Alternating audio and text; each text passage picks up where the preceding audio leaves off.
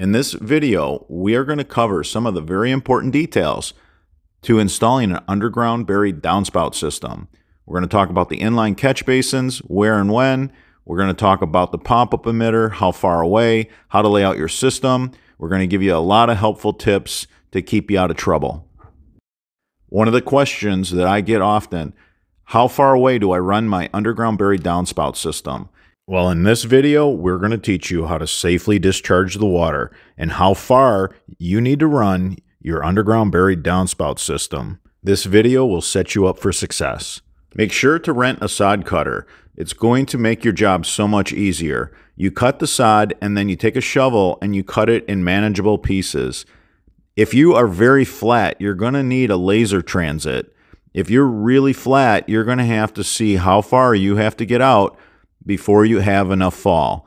For an example, if you are 7 inches deep at the bottom of your pipe, you have to have at least 7 inches of drop at the discharge end to empty that pipe.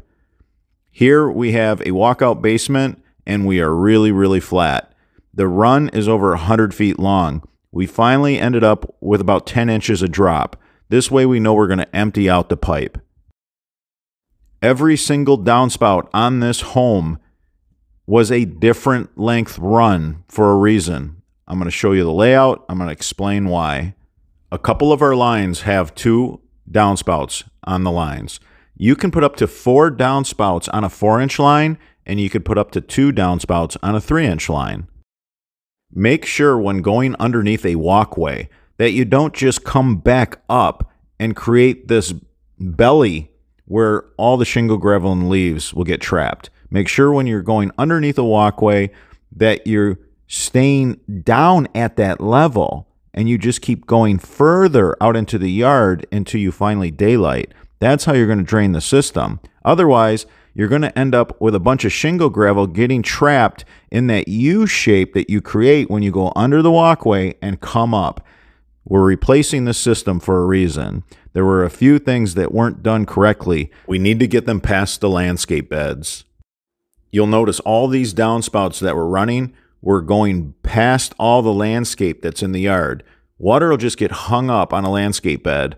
You'll end up with water just stuck in the green belt and you can't move it. Make sure you take it beyond all the landscape beds. Landscape really has a way of holding up the water. Clear any heavy dirt off of your pop-up emitters at the time of installation. You want to make sure that when you have a big rain event, your pop-up is clean, cleared, and ready. Also, make sure you go with a pop-up that has a turf restrictor plate. The grass grows over the little pop-ups, and then you end up with a flooded basement, a flooded crawl space. This pop-up has a big turf restrictor plate.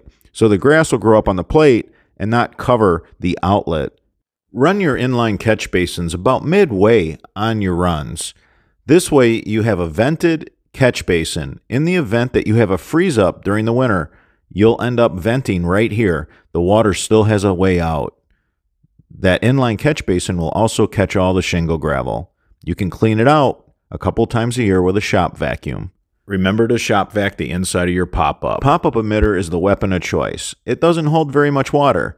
If you put a big basin at the end of your line and you live in the north, you could end up with a freeze-up. Note how we took all the downspouts out past all the landscape. We want the roof water to have a clear path away from the home. All the runs are different lengths for a reason. We're trying to get past all these landscape beds that are holding up the water. We're also trying to get out where we have drop so we can empty the line.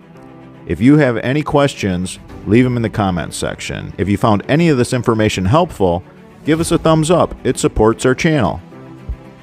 I'm Robert Sherwood, your host, and until the next video.